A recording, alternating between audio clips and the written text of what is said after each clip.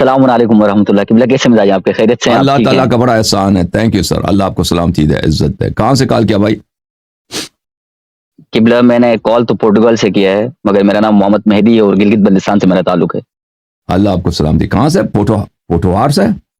آ، پرتگال سے قبلہ، پرتگال سے. پرتقال سے. اللہ آپ کو سلامتی عزت دے. یس، جی پرتگال سے.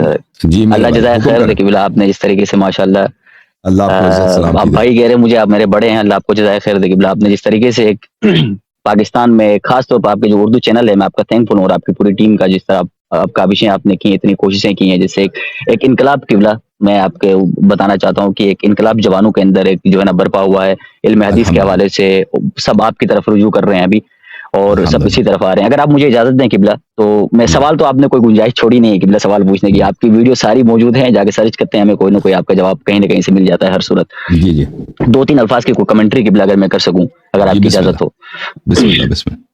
پہلا کامنٹ تو قبلہ یہ ہے کہ جو اخباری ایک ورڈ تھا پاکستان میں پہلے، وہ اس کو ایک گالی بنایا گیا تھا. جب بھی ہم اخباری کے نام پہ دیکھتے تھے تو یہ ہمارے جو زرد نقوی بھائی ہیں اس ٹائپ کے لوگ آگے آتے تھے، تو جوان نسل جو ہوتی تھی وہ ان سے متنفر ہو جاتی تھی. بٹ جب سے ہم نے اس چیز کو دیکھا کہ آثار پہ اور اخبار پہ عمل کرنے والے لوگ کیسے ہوتے ہیں، جس طرح آپ کا ایک علمی ذخیرہ ہے، آپ اپنے سامنے لا کے عوام کے سامنے پیش کر رہے ہیں، تو اس نے ایک انقلاب برپا کیا ہے. اور وہ اخبار اور وہ الحمدللہ. آثار کے اوپر سے ایک جو وہ تھا، ایک کیا کہتے ہیں، ایک نیگیٹو وہ تھا، وہ ہٹ گیا ہے، شائبہ تھا وہ ہٹ گیا ہے. ابھی انشاءاللہ عوام حدیث کی الحمدللہ. طرف اور اس کی طرف آ رہی ہے. اور دوسرا جو ذاکرین ہے قبلہ، دوسرا پوائنٹ یہ ہے کہ ذاکرین کے اگینسٹ پاکستان میں، اور خاص طور پہ وہ ذاکرین جو کہ یہاں آتے ہیں ان کو قرآن بھی نہیں پڑھنا آتا، بہت ایک دکھ کی بات ہے، بہت زیادہ ایک دکھ کی بات ہے قبلہ. وہ یہاں پر آتے ہیں، ان کو قرآن بھی نہیں پڑھنا آتا، اور وہ ممبر اہل بیت میں بیٹھے ہوتے ہیں اور فضائل اور مصائب اپنی طرف سے بنا کے بعض اوقات پیش کر رہے ہوتے ہیں. بعض اوقات مصائب کا کنٹینٹ کسی مجلس میں، خیر لمبی ہو جائے گی بات، بٹ اینی وے ان کو کنفرنٹ کرنے کا ایک طریقہ کار جو آپ نے اپنایا، آپ جس طریقہ کار کو سامنے لے کے آئے قبلہ، وہ انتہائی احسن، اور میرے پاس الفاظ نہیں ہے کتنا بہترین طریقہ کار تھا کہ ان کو ایک انداز میں کال کرنا کہ یہ آپ غلط کر رہے ہیں، یہ صحیح نہیں ہے طریقہ کار. پاکستان کے علماء کرام نے ایک سیاسی ایک طریقہ کار اپنا کر پاکستان میں بربادی کر دی کہ بھائی بس اب نے ان کو ذاکرین کو اس طرح ہینڈل کرنا ہے، ان کو لے کے چلنا ہے ٹائپ انداز میں. ان کو کسی نے سامنے آ کر پراپرلی اس طرح ان کو کنفرنٹیشن نہیں کی تھی.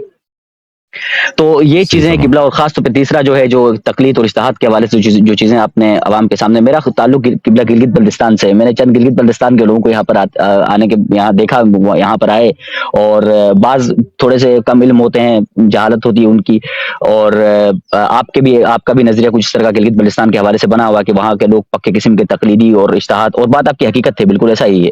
مگر وہ اس بنیاد پہ ہے قبلہ کی وہاں پر جو علماء آئے ہیں وہ یا تو قم سے آئے یا تو نجف سے آئے ہیں، ان دو مبنا سے پڑھ کے آئے ہیں، اور سب کے سب تقلیدی اور سب کے سب اجتہاد سے جن کا تعلق ہے وہ آئے ہیں. تو جی اب جی. گلگت بلتستان کی شیعہ عوام قبلہ کرے گی کیا؟ ان کو تو صحیح. ان کے پاس جو آیا، جو دین اہل بیت ہے کہ اگر علماء نے دکھایا وہ تو بیچارے اسی پہ عمل کریں گے. تھوڑا بیکورڈ ایریا بھی ہے تو وہاں ٹریول شیول مشکل ہو جاتا ہے، لوگ بس اسی پہ عمل کر کے بیٹھ گئے. تو یہ قبلہ میں آپ کی خدمت میں پیش کرنا چاہتا تھا کہ آپ کو ایک تحسین و آپ آفری سے کے چند الفاظ میں نے کہا میں آپ کی تھینک یو خدمت سر. میں اللہ پیش آپ کر کو سکوں عزت دے. کہ اللہ آپ آپ کو نے جس سلامتی طریقے دے. سے ایک انقلاب برپا کیا ہے عوام میں قبلہ. اس کے علاوہ میں آپ قبلہ کا ایک خادم تھوڑا ہوں. سا سوال ہے میرا. جی جی جی. سوال قبلہ یہ ہے کہ اب میں اپنا قبلہ بہت زیادہ کھل کے بھی تعارف نہیں کروا رہا ہوں کہ میں اگر جی علماء کا ریفرنس دوں، آگے پیچھے کن علماء سے باتیں ہوئی، کیا ہوا کیا نہیں ہوا، تو وہ جان جائیں گے، شاید برا محسوس کریں. بٹ مجھے یہاں پر کال میں آنا ضروری سمجھا جعفر بھائی سے میری گفتگو ہوئی اس حوالے سے. قبلہ جیسے ہماری جو کتاب ہے علل الشرائع، اس کے بارے میں ایک عالم دین سے میری بات ہو رہی تھی، تو یہی میں بات کر رہا تھا آپ سے بات کرنے کے بعد. اور وہ جانتے ہیں سب علماء کرام کہ مہدی جو ہے نا ریگولرلی، میں قبلہ رات کو سوتے وقت، سونے سے پہلے 3-4 گھنٹے پہلے آپ کا پروگرام میرے روم میں ماشاء اللہ. لگا ہوتا ہے. اور بعض ماشاء اگر اللہ. علماء کرام کا ایکسس ہوتا ہے وہ سیدھا آ کے دیکھ لیتے ہیں مجھے، تو ان کو جی بار بار ان کو بعض برا فیل ہوا. 2-3 علماء نے مجھے بتایا کہ آپ یہ جو ہے نا ان کو کیوں سنتے ہیں، تو وہ خیر اپنے لاجکس میں نے ریزنس ان کو دے دیے، تھوڑے سے کول ڈاؤن ہو گئے.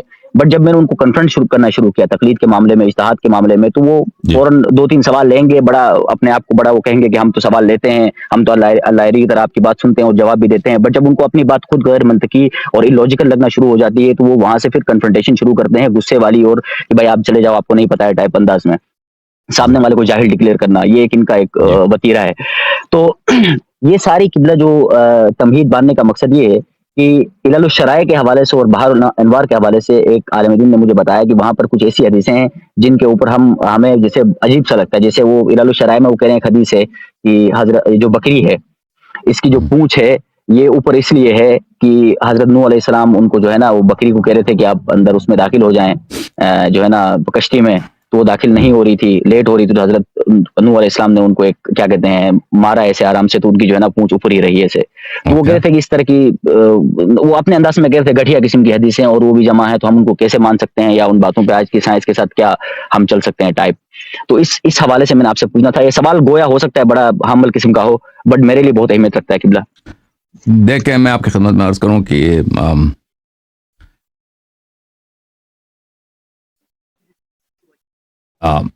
احادیث کے متعلق دیکھیں کہ یہ ہمارے علماء تو احادیث کا مذاق اڑانا یہ تو ان کا کام ہے، اور یہ کہتے ہیں ہمارے پاس علم ہے، ہمیں سمجھ ہے. ان کا کام یہی ہوتا ہے کہ یہ احادیث معصومین علیہ السلام کو قبول نہ کریں، ان میں تشکیک کریں، اور یہ بہت بڑا بہت شدید گناہ ہے. بالکل. دیکھیں یہ کتاب بصائر الدرجات الکبریٰ لشیخنا ابو جعفر محمد بن الحسن بن فروخ الصفار القمی رحمۃ اللہ علیہ، جزء اول، چاپ مؤسسۃ الامام المہدی علیہ السلام. حضرت امام محمد باقر علیہ السلام فرماتے ہیں وَأَمَا وَاللَّهِ إِنَّ أَحَبَّ أَصْحَابِ إِلَيَّ أَوْرَعُهُمْ وَأَفْقَهُمْ. فرماتے ہیں اللہ کی قسم میرے پاس جو سب سے میرے شیعوں میں سب سے زیادہ پیارے ہیں، جن سے زیادہ میں پیار کرتا ہوں وہ کون ہے؟ جو ان میں سب سے زیادہ باتقوا ہیں اور جو سب سے زیادہ ہماری افقہ سے مراد ہماری احادیث کو نقل کرتے ہیں، اس کو سمجھتے ہیں، اس پہ تدبر کرتے ہیں. وَأَكْتَمُهُمْ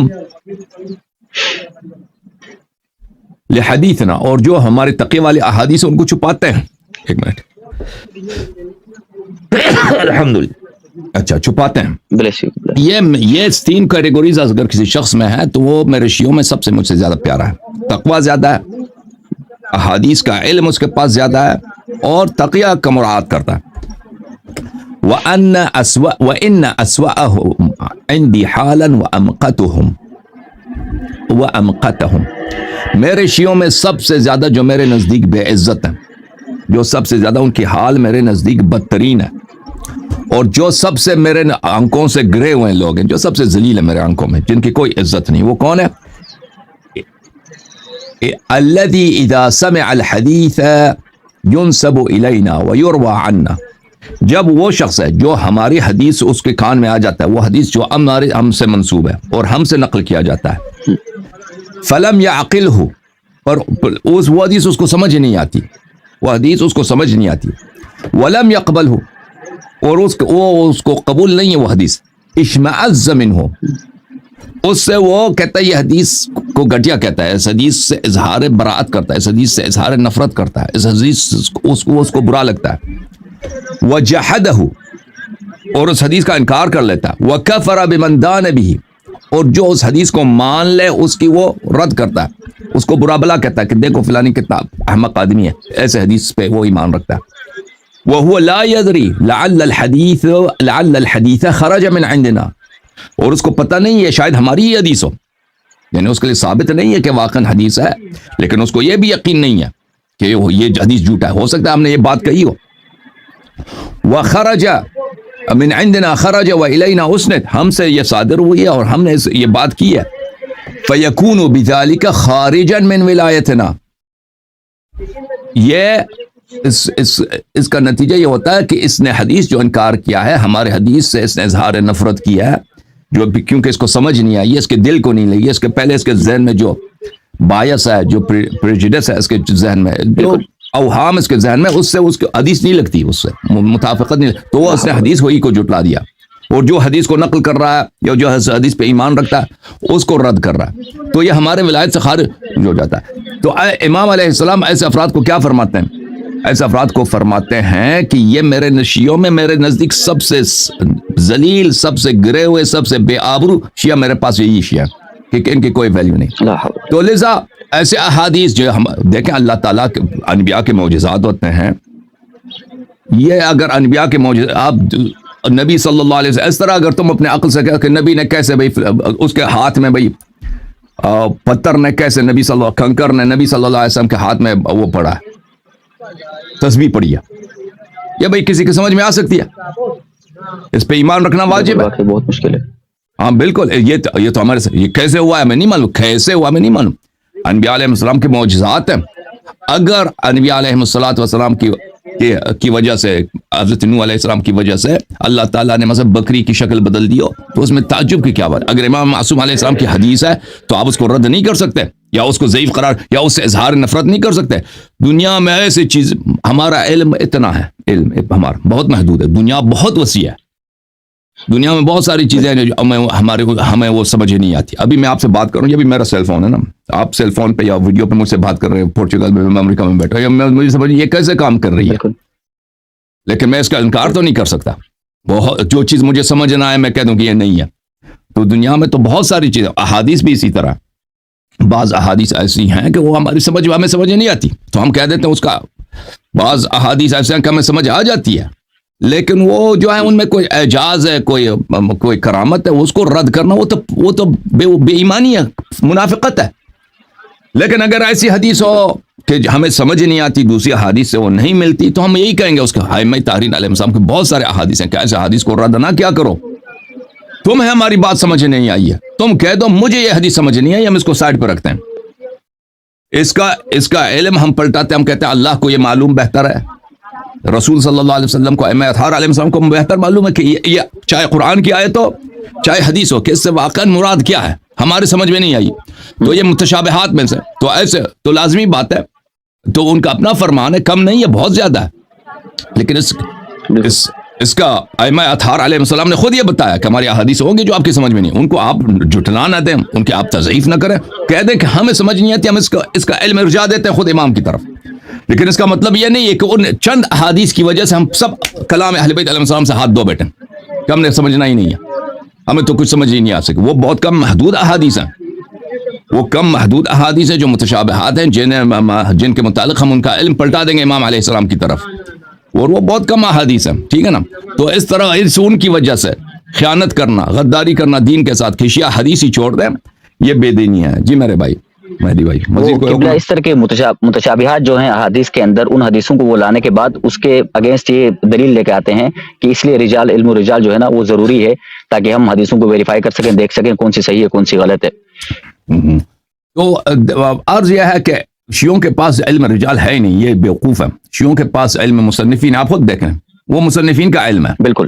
اور وہ شیخ طوسی نے اس لیے نہیں لکھا ہے، شیخ نجاشی نے اس لیے نہیں لکھا ہے کہ آپ اس میں رجال کی توثیق کریں، یہ نہیں لکھا انہوں نے یہ لکھا ہے کہ مخالفین نے ہمیں تانا دیتے ہیں کہ تمہارے پاس کتابیں نہیں ہیں، تمہارے شیعوں کے پاس مصنفین نہیں ہے، حالانکہ ہمارے پاس بہت زیادہ مصنفین ہیں، اسی لیے میں نے یہ کتاب لکھی ہے. وہ اس لیے لکھی گئی ہے کہ مصنفین شیعہ کتب کی معرفی ہو کہ اصحاب ائمہ علیہ السلام میں اور کہ اصحاب میں کتنے زیادہ مصنفین تھے اور یہ کتابیں کتنی زیادہ تھیں، اور اس لیے ہوئی ہیں. وہ اصل اس کی وجہ یہ ہے. اور شیعوں کا جو طریقہ نقل حدیث ہے وہ جماعت مخالفین کے نقل حدیث کے طریقے سے بہت مختلف ہے، زمین آسمان کا فرق ہے. وہ یہ اپنی جہالت سے ہمارے علماء ان کے اصول لا کر ہمارے احادیث پہ وہ منطبق کرتے ہیں، تو اکثر احادیث کو اس سے ضعیف قرار دیتے ہیں. یہ ان کی جہالت ہے، ان کی نادانی ہے. بہت اللہ آپ کو عزت دے میرے بھائی مہدی بھائی. قبلہ بس ایک سوال اگر میں پوچھوں چھوٹا سا، ایک سوال پوچھ لوں قبلہ سوال یہ ہے کہ کیا یہ بات ابھی اسٹیبلش ہو چکی ہے، کم از کم آپ کی سائڈ سے ایک جو اجتہاد اور تقلید کے حوالے سے ایک بات آپ کی سائڈ سے اسٹیبلش ہو چکی ہے اگر میں غلط نہیں ہوں، وہ یہ کہ اجتہاد مشروع نہیں ہے. دیکھیں اجتہاد مشروع نہیں ہے، رائٹ قبلہ؟ تقلید تو مشروع نہیں ہے، تقلید ہم بیان کر چکے ہیں. تقلید کس کو کہتے ہیں، اجتہاد کس کو کہتے ہیں؟ دیکھیں اجتہاد لوگ یہ سمجھتے ہیں کہ قرآن کو آپ پڑھ لیں، حدیث کو پڑھ لیں، اس میں جو باتیں ہیں وہ آپ لوگوں کو بتائیں، یہ اجتہاد ہے. یہ اجتہاد نہیں ہے میرے عزیزوں، یہ اجتہاد نہیں ہے. خود مجتہدین بھی اس کو اجتہاد نہیں کہتے. اجتہاد یہ ہے کہ جو قرآن حدیث میں نہیں ہے آپ بنا دیں، اس کو اجتہاد کہتے ہیں، اس کو اجتہاد کہتے ہیں. اجتہاد کے جو اصل اصطلاحی معنی ہے وہ یہی ہے کہ آپ اپنے سے حکم بنا دیں، اپنے اصول وغیرہ سے جو بھی آپ جو منسوس نہیں ہے. دو چیزیں، ایک نص ہے ایک رائے ہے. یہ نص اور رائے پرانے زمانے میں اجتہاد کا لفظ نہیں ہوتا تھا، رائے کا لفظ ہوتا تھا. ائمہ طاہرین علیہ السلام یہ اصطلاحات بدل گئے. الاجتہاد شروع میں الاجتہاد بالرائے کہتے تھے، بعد میں صرف رائے کہتے تھے، پھر رائے گرا دیا، پھر اجتہاد رہ گیا الاجتہاد. تو یہ نص ایک دو مکاتب ہیں، ایک مکتب نص، ایک مکتب رائے. مکتب نص جو ہے یہ کہ وہی جو ائمہ علیہ السلام نے فرمایا، وہی جو نص میں ہے وہی دین ہے، ہم اپنے سے کچھ اضافہ نہیں کر سکتے. مذہب اجتہاد یہ ہے کہ ہم بنا سکتے ہیں، ہم اپنے سے اضافہ کر سکتے ہیں. وہ اگر کوئی چیز حدیث میں آئی ہے، اگر اسی حدیث کو آپ نقل بمعنی کریں، آپ اسی حدیث کو بتائیں لوگوں کو، وہ اجتہاد نہیں ہے اصطلاحاً. اجتہاد اصطلاحاً فنی طور پہ کیا ہے؟ جو حدیث سنت میں نہیں ہے اس کو آپ لوگوں کے لیے بیان بنا دیں، وہ لوگوں کے لیے کہتے ہیں حلال حرام اعلان، کہ اس کی کوئی حدیث کچھ بھی نہیں ہے. اس کو اجتہاد کہتے ہیں. ابھی ہمارے ہاں جو مجتہدین کا ابھی ہمارے عصر میں جو مجتہدین کا اجتہاد ہے، یہ ایک مکس اپ ہے دونوں چیزوں کا. کچھ یہ حدیث سے لیتے ہیں، ہم نہیں کہتے کہ ان کے سب احادیث، ان کے سب فتوے بغیر حدیث کے ہیں، نہیں.